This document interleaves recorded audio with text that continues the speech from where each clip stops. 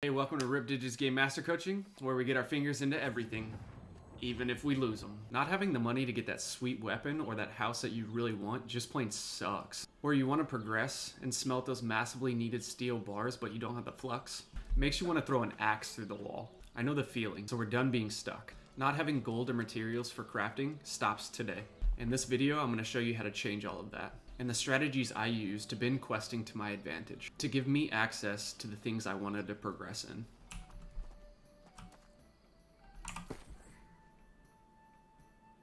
Hey, let's go. Hey, got me a house now.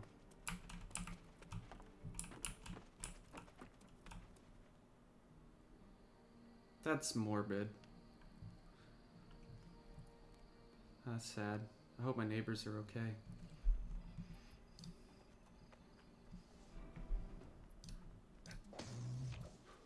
Oh yeah.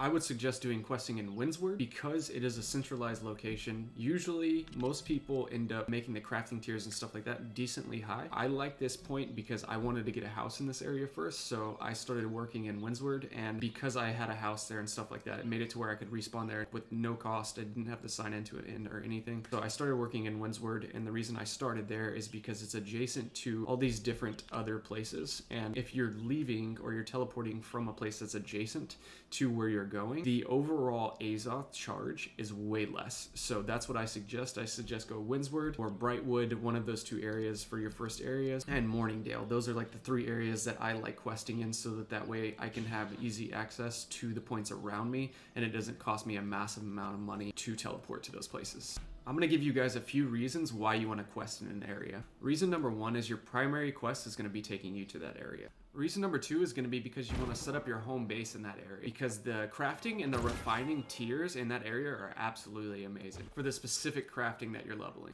Reason number three is going to be your territory standing benefits, which are town specific. So once you level up from doing the quests in a specific area, you're going to gain points in territory standing. So once you level up, it'll take you to a menu where you get to choose 3 options, and of those 3 options, it ranges from different things. So there's storage, there's XP that you gain, there is a gathering speed, and home ownership, and there's a couple more in there. So like tax rate and faction tokens, housing items. So there's a bunch of different stuff that you get as you level up your territory standing, and this is going to be your third benefit from doing quests.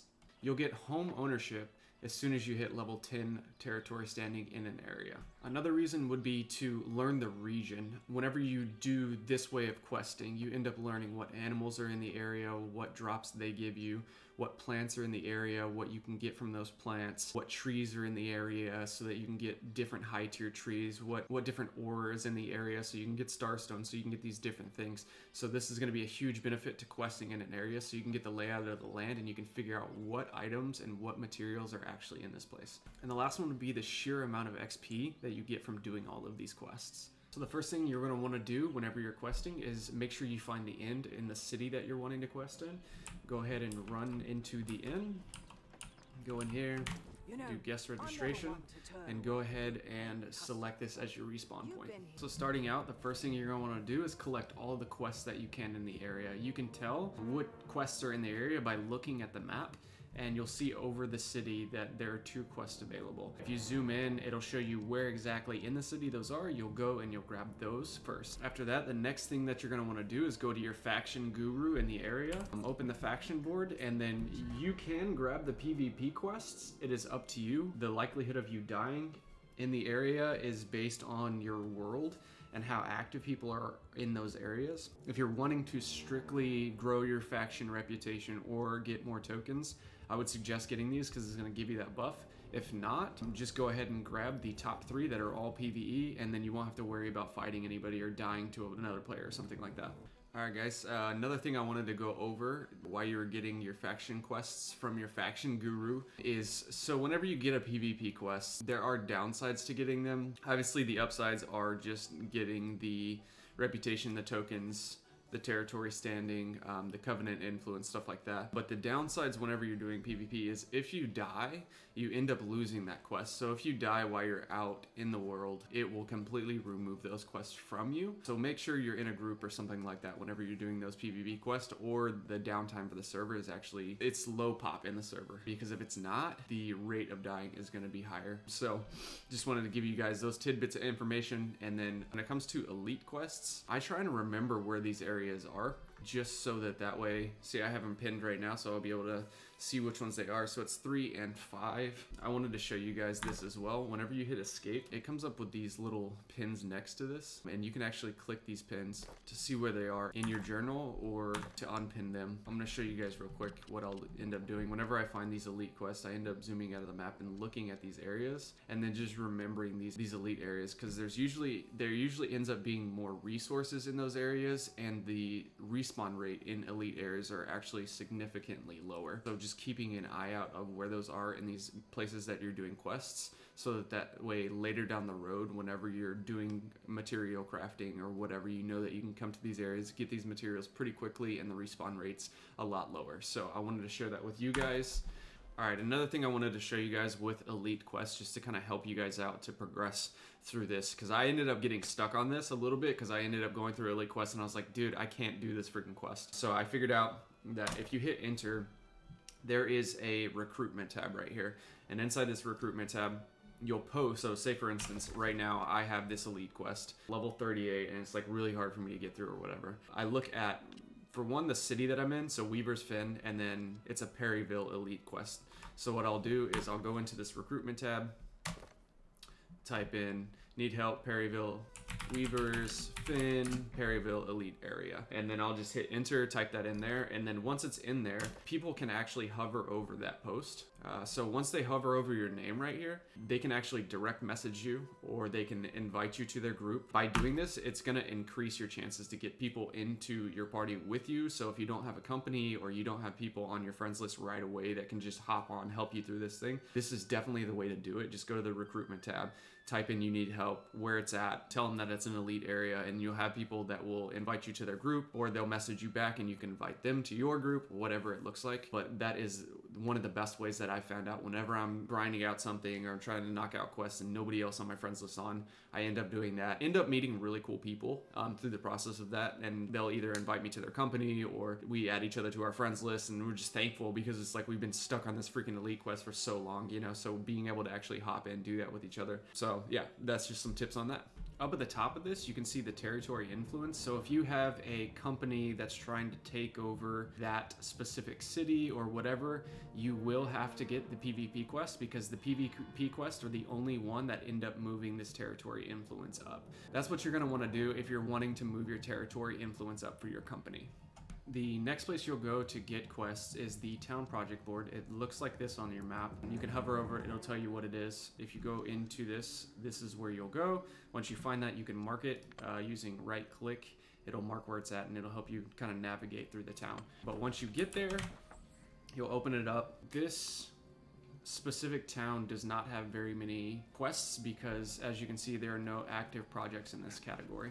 So the company that actually owns the town don't have projects going for these different upgrade fort, upgrade town, improve lifestyle for some reason right now. So there aren't going to be quests in those areas, but usually there's 3 in each category for a total of 12. And the ones that I usually go for are the simple ones that are decent amount of XP. So some of them, like the improved lifestyle, will be go out and kill this group of ghosts or wolves or whatever, and I usually end up grabbing those because they're usually a significant amount of XP and they're fairly easy to do, so I usually grab those. The town upkeep, it just depends. I'm about to come out with a guide that has to do with alchemy and how to collect motes and stuff like that, so that will be something later down the road that you'll want to do, but right off the bat, probably not.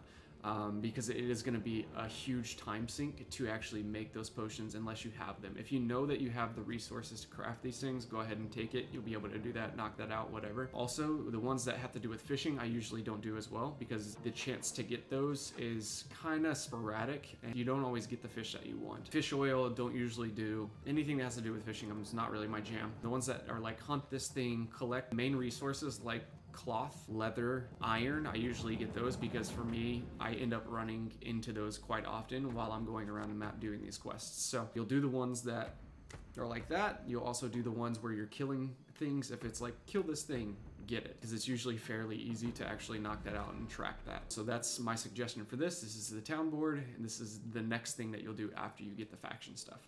All right, the next thing you guys are gonna wanna do is hit your J key. It'll bring up the journal. So you'll go through this and you're gonna wanna pin all of your quests. If you have more than 6 quests, you won't be able to do that, but having more than 6 quests is very much ideal. The more that you have, it's just gonna be easier to knock out tons of them in a big long run and then come in and turn it in for XP or cash or whatever you're doing questing for. So I went through here after I hit J. My main story isn't here, so I don't need to select that. Side stories, I went to side stories. I have this one to pin it. You just hit the pin marker right here, went down, and I pinned a bunch of these that are all Weaver's Pin. Right here, it tells you what city the quest is actually in. Some of them don't actually tell you, but in the actual description, it'll tell you where it is. Like even here, it says Weaver's Pin. So I know that's a Weaver's Pin quest. Went through, pinned as many as I could, and then as I was going through, while I was doing the selection process, the ones that tell me to collect a number of something, I make sure that those are priority pins so that way I can actually keep track of how many of those things I have, especially whenever I get into that area, over the ones that are just like, kill this thing. I'll show you down here too. So I went down to faction missions, did the same thing.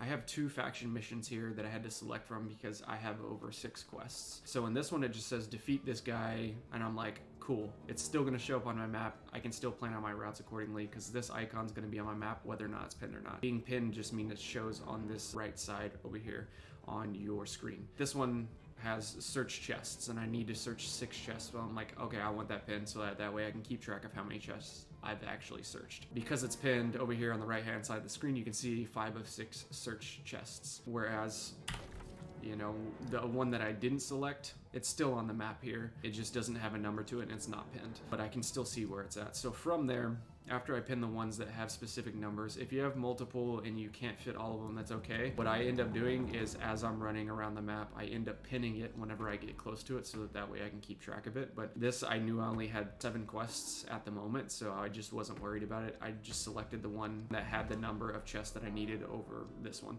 And as I go through here, because I can see all my quests now, I end up just planning a route. So I end up trying to go in like a circle kind of way whenever I go to do these, just because it makes it easier, and then I end up being back pretty close to the position that I started the city that I'm in, so that I don't have to end up using a recall unnecessarily, because the recall timer is around an hour. If you have a lot of quests in the area, it doesn't really matter. By the time you do your next set of quests, the hour will have been up, depending on the amount of quests. But I try and save it if I can, so that way if the next set of quests I don't have a ton of them, or I have to go way out to like out here and that's the last quest that I need to do, because that's just the way that the quest kind of formed, I'll have the ability to recall in the next time around. So that's how I do that. What I'll do here is I'll go east, out here, do this quest, then come up here, do this.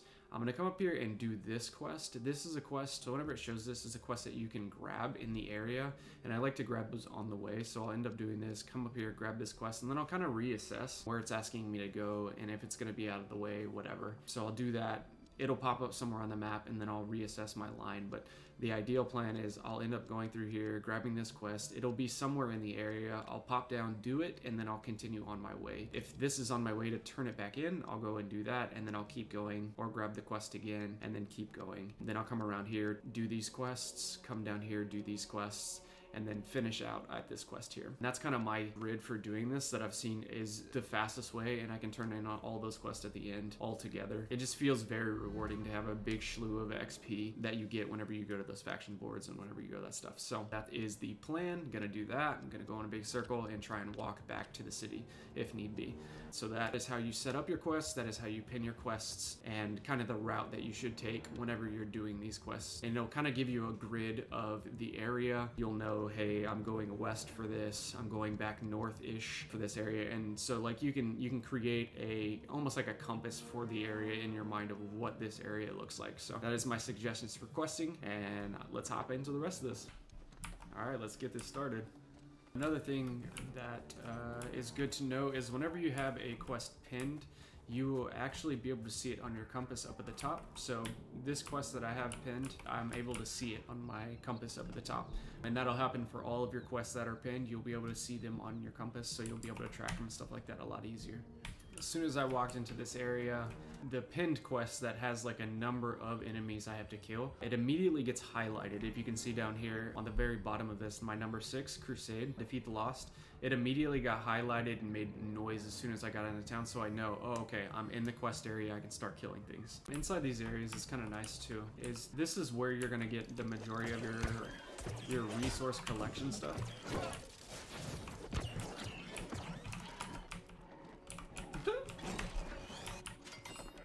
Not all of these buildings are going to have stuff in them, but the majority of buildings will have chests that you can end up grabbing inside of them.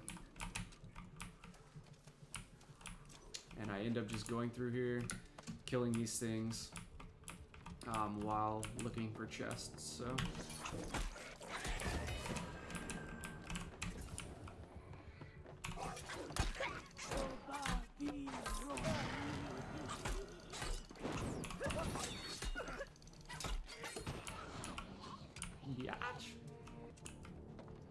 A lot of these second story buildings have these chests inside of them, and they're usually pretty decent sized chests. So there's like small chests that give you a little bit, and then there's these stockpile chests that actually give you quite a bit of stuff. So this is a supply stockpile, and this gives you a lot of the ingredients that you need, like flux and stuff like that. That's where you'll get these. And then there's also food stockpiles, so the stuff that you will need for your cooking ingredients and stuff like that, that's the chest that you will get that out of. There's also alchemy stockpiles that you'll get water motes from, and focus potions and stuff like that. So if you know the area somewhat, or they give you focus potions or whatever, you will get some of those out of these alchemy chests. But if it's a high number, you're not gonna fulfill all of that order with that one. You can end up keeping that quest and then doing the area a couple times and then end up getting that, but it's up to you. Once I end up completing a quest, I end up going into my journal, and on the journal there is it'll show you the completed quest, and I go ahead and unpin that. And then since I picked up another quest while I was out doing stuff, I'm going to go ahead and find that quest, go up to Weavers, look for Weaver's Fin. Oh, it's already selected because I was out of quests. But so I do that because if I unpin a quest, if I pick up a new one, it automatically puts the new quest that I'm getting for the area into my slot.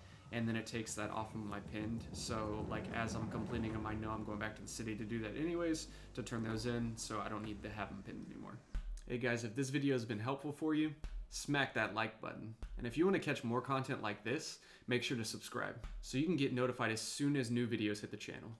Also, you'll end up seeing random little plants like this that you'll see along your way of doing your quests. I end up popping these, grabbing these, because they end up giving you items that will help you with your cooking, creating those meals and stuff like that. Like right now I have satisfying meals and a couple of health potions and stuff. I got the regular health potion and the regeneration potions is usually what I carry with me at all times, but it'll help you create those meals that you need so that you can gain that health while you're doing your quests. Some of these areas that you run into will have a ton of a specific type of plant, so I end up taking a mental note. Like these have tons of light root, so I end up taking a mental note of like, oh, in this area right here inside of Weaver's Fin, there's a ton of light root that's right here, so if I end up needing those things in the future, I know exactly where to come.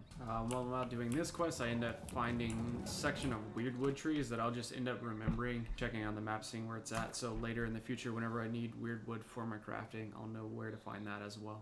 A lot of times too, whenever I'm doing these quests, I end up finding stuff like this where like there's boars and all this stuff. So during this time of questing, if you're working on something that requires leather, just killing these are going to be so helpful to taking down some of your time on actually getting leather.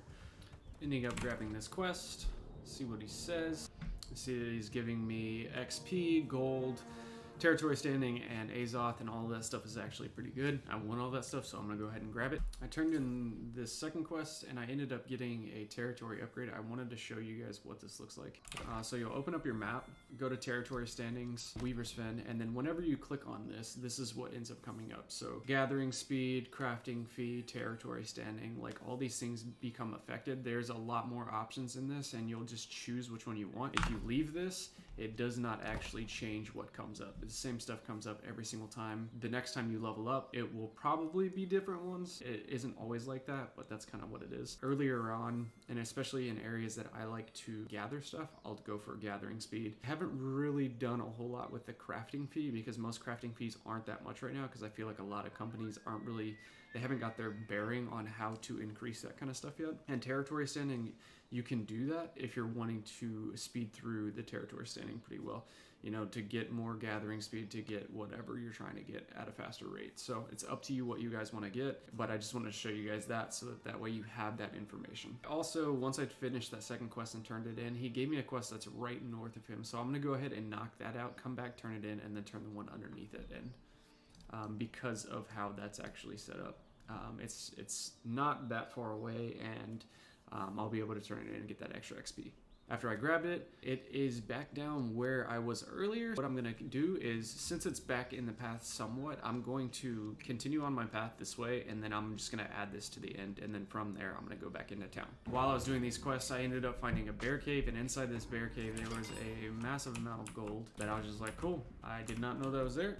Just so you guys know, you will also get new recipes for your different housing items for your furniture out of some of these chests. So I ended up finishing a quest, and it gave me a turn-in that was outside of town, and it's right here. So because it's right here, and this was gonna be my ending, what I'm gonna do is finish this out, go here, do that quest, turn this in, and then after I kill this, or do this quest, I'm gonna go and turn this in after I turn this one in.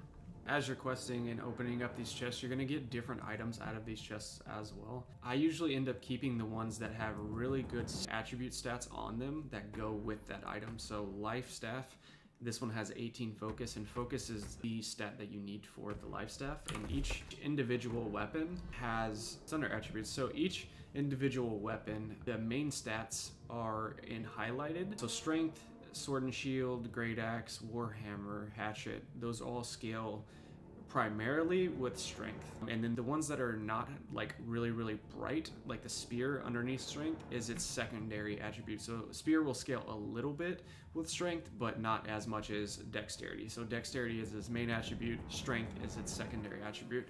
So if these items that I end up picking up have that main attribute for that weapon, then I'll end up keeping it so that I can sell it on the market to make a little bit of extra cash while I'm doing this. I also ended up finding out there's a ton of seeping stone in this area of Weaver's Fen, all up in this area where the swamps are. It was just fun to actually figure that out from doing this questing. Another cool little thing that I found out while I was questing I want to share with you guys is, as I was doing this quest, I was having a hard time finding this guy that I was supposed to kill in this area. So it sent me to this area, La Escamilla, and inside that area I was like, where's this guy? Can't find him. I even came out here earlier and I was like, dude, I don't see him. And I came to the realization that these dotted lines literally show you the outlines of the areas that you're going to. So you could look in this area, you end up not finding the things that you're finding. It's usually because they're already dead. Somebody has already killed them and they will respawn soon. That's just to give you guys kind of like a little secret that I found while I was doing this for you guys. So also, while I'm going through this, I end up finding 3 Starstone nodes randomly. I love finding stuff like this because it's just so helpful, especially like loving smithing, knowing, oh, cool, like I just found another area where I found Starstone, and it's just so helpful. So when I'm doing quests or whenever I'm just going through maps with friends or whatever, if I come across this area or I swoop by this area, I'm like, dude, I know that there's Starstone there, I can just grab it. After I finished everything, I had some quests pop back up to return. So what's going to happen, instead of going here, and then recalling or whatever, I'm going to go ahead and go around in another circle, go here, turn this in, go in here, turn this in, go in here and turn this in, and pick up quests from those areas as well, and then go back to the city. So that's going to be the plan for this, and then afterwards I'll show you guys what turning in looks like. Once I finished that second quest and turned it in, he gave me a quest that's right north of him. So I'm going to go ahead and knock that out, come back, turn it in, and then turn the one underneath it in, because of how that's actually set up. It's not that far away, and I'll be able to turn it in and get that extra XP. Just so you guys get a glimpse of what this looks like, some of the people that you get quests from outside will give you multiple quests in a row.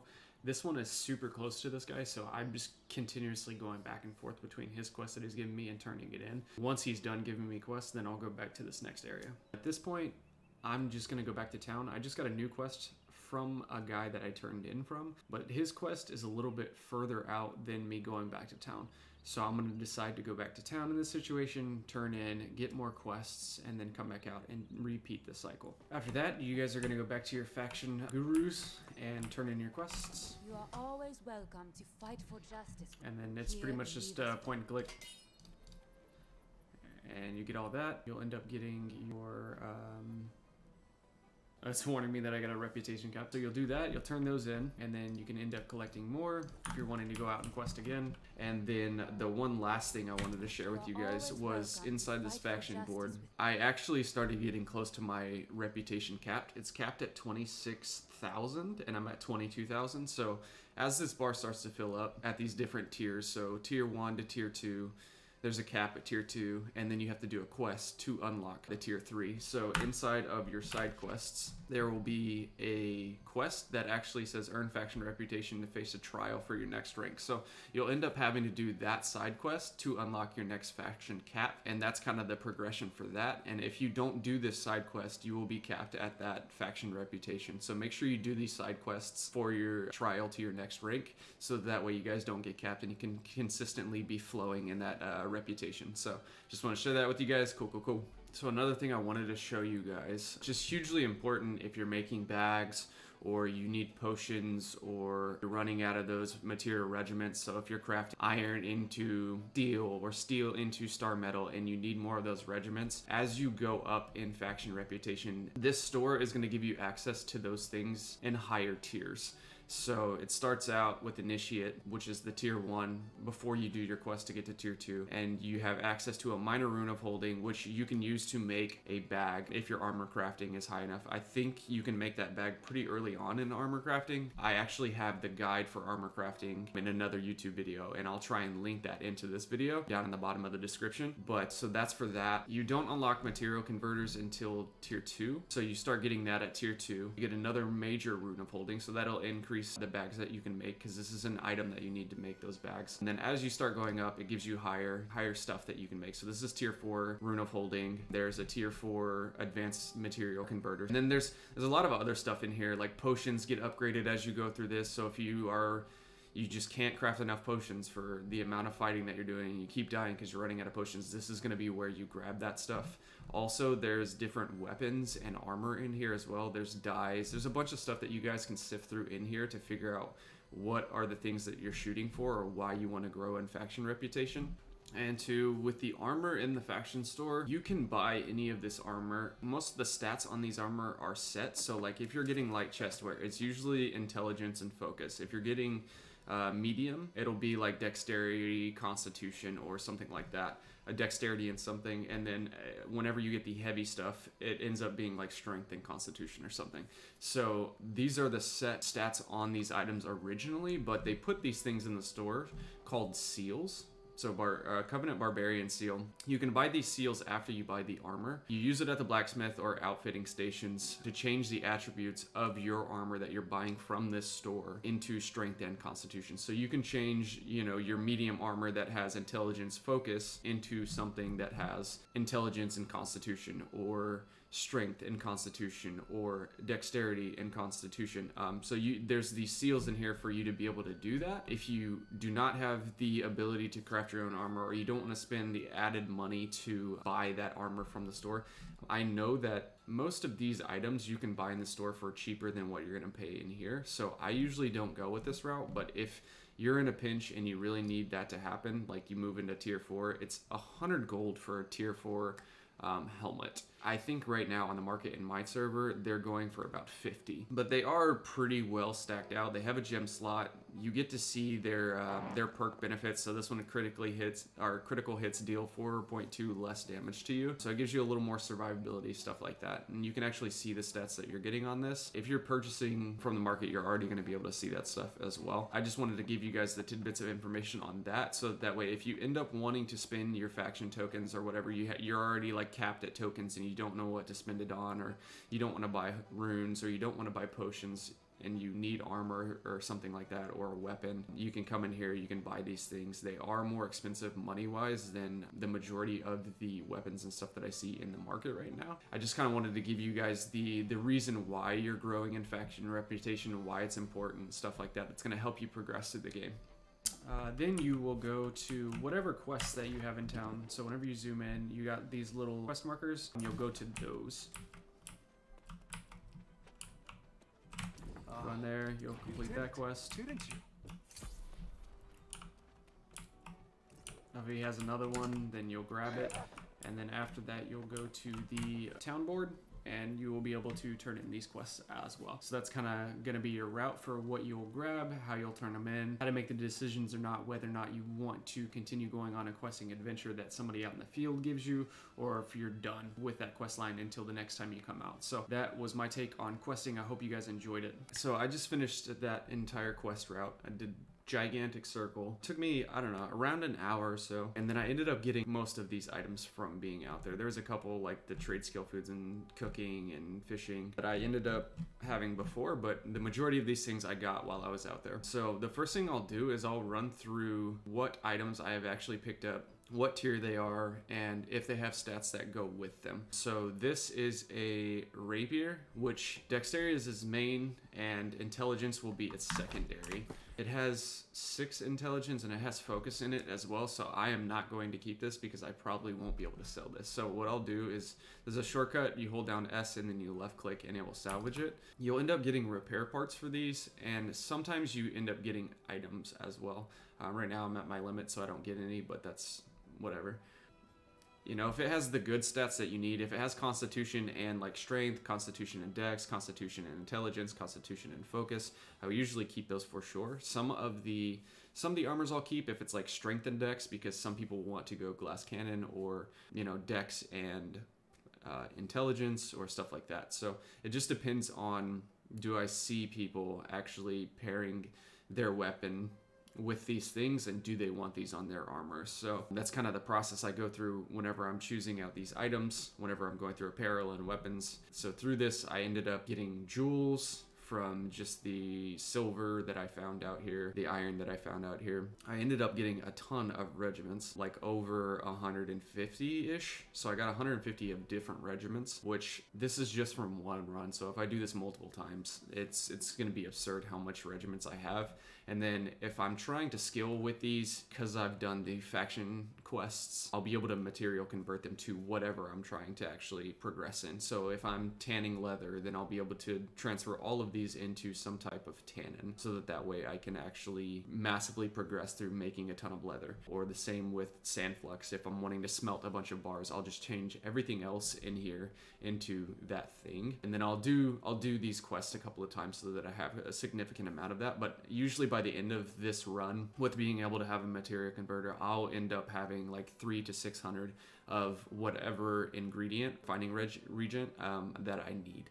So I also got a bunch of ore from doing this, so it's really not a bad way to get ore while you're doing these quests. I got a ton of leather, got quite a bit of fiber, got some weird wood because I found that as I was out there. I got a few potions throughout that. I got a bunch of alchemy and arcana stuff, both the motes and then the special items that you get from harvesting those plants. I got a bunch of craft mods from the chests and from killing different monsters. Got some furniture. I got some furniture blueprints as well, which was kind of sick because I'm about to start moving into doing furnishing, so that'll be good. I got a good amount of feathers and some saltpeter. Saltpeter is used for making gunpowder, so that's helpful for engineering, stuff like that, and so are feathers. I usually try and kill every turkey I see so that way I can progress in engineering, because that's one of the things I want to get up right now, so that way I have all of the harvesting tools that I could actually want way before I actually need them or whatever. So I end up collecting as many feathers as I can to do that. And then I got a bunch of quest items as well. So that's kind of the process I go through. That's about what you'll start getting on a run, depending on how many quests that you have and stuff like that. The more quests you have, the more stuff you're going to get, because you're getting more chests and, you know, you're out there longer and whatnot. I kind of sped through this, so this is the low end of what you'll end up getting, but yeah. So now I will hop over and show you guys what it's like to sell this stuff. All right, guys, I am right now at the trading post. I wanted to show you guys this because I ended up wasting a crap ton of money on this, and a friend of mine actually did as well, because we were posting stuff in a way that we definitely shouldn't have. Once I get here, once I finished all my quests, I end up selling my items that I want to sell. This is the buy tab, sell tab, my orders. If you hit my orders, it'll tell you how many active buy orders you have and how many sell orders you have. and you can only have a total of 100 if you are trying to sell more items and it's just like you can't sell more items, or it's just like has this like spinning circle over the sell button and you're just like, what's going on? It's usually because you have already hit your cap of 100 total orders to sell. So what I'm going to do now is go to the sell tab. I will go to the weapons because I know that I got weapons from my questing. I'll pop this in, hit sell order, and I'll go through this process with everything. So I'll look at what tier it is, what gear score it is. So this one is 394. I'll look at these. This is 419, so it's a little bit above this, and 490, which is way above this. Right now it's at 48, so this one's a little bit lower. It's got decent intelligence, but it doesn't have a good second stat. This one has crap both stats, which is very interesting. So I'm only going to put it a little bit below this. So I'll throw it at like 45, just because it is a lower gear score. The ice damage is a little bit lower. I just end up doing that because so if I had something that was the exact same, like it was 419 and it had better stats and everything, I would probably put it above this. To be completely honest, I'd probably put it at 50, just because I like to keep it in value with, is this thing going to be useful? Is it going to be helpful? And these are the other people who are selling these things. So that's kind of my process for going through that. I'm going to put this one at 45. And then right here, you can put your quantity here if you end up selling more items or whatever. But this was the mistake that I made. I used to put this in for 14 days because I thought that that was going to be a good idea. But the listing fee is $5 with this, right? So it's going to take $5 off because it's 14 days. If you go up to 28 days, it goes up to $9. Like, it goes up a pretty significant amount as you're doing this. So I always put it in for 1 day. It is the least amount of listing fee. You make the most profit, and the item will come back into your inventory after this 24-hour period, and then you can reassess. So it comes back into your storage. Like, you're like, oh, all right, that didn't sell. I sold it for 45, wasn't selling. So next time I try to sell this item, I'm gonna sell it for lower. And then you can continuously keep track of this whenever you put it in for a day as well, which I actually like, and I've found a huge added benefit to doing that because I'm more in the market, I'm more invested in what's going on. I'm not just throwing stuff in for 14 days hoping they're selling. And most of the time, that after a day, if they don't sell, they're not going to sell for the rest of the time. So you're going to end up wasting money on listing fee. So just go ahead and put that for 1 day, place the order, and then you'll see what happens. And then you can lower the price or whatever after a day. But it's like you could literally change your prices 4 or 5 times within, you know, like a week's period of you going through that and being able to adjust your prices and eventually sell it, than just to leave it in there for like 14 days, not changing the price, nobody's buying it, and you just wasted five gold. So I just kind of wanted to give you guys that information, and that is that. As you guys complete your quest 2, it's going to unlock different quests inside the city. Like this lady right in front of me was not unlocked whenever I first started the quest, but as I finished the quest that I just did, she became unlocked and gave me a new quest. After applying this into your routine, you're going to have a ton of refining regions, which are just going to help you in your skill crafting. You're going to have tons and tons of XP. You're going to have access to dungeons, access to corruption portals. You'll have survivability in higher level areas because the amount of XP you'll get, and you'll be able to actually put those attribute points in. You'll have access to a slew of territory standing upgrades that give you increased gathering speeds, more XP whenever you're gathering, decreased exchange rates. You'll have lower housing taxes and more storage space. You'll have access to housing and buyable faction items. And you'll have learned the area for specific material locations. Hey, thanks for checking this video out. I hope this video actually helped you guys to propel you into the next stages of what you want to grow in a new world. If you enjoyed this content or want to have your questions answered, plop down a comment and smack that like button. You can also join our Twitch community and get ahead of the curve by asking your personalized questions while I'm live. Until then, grow your brain, put something into practice today, and grow the life you want.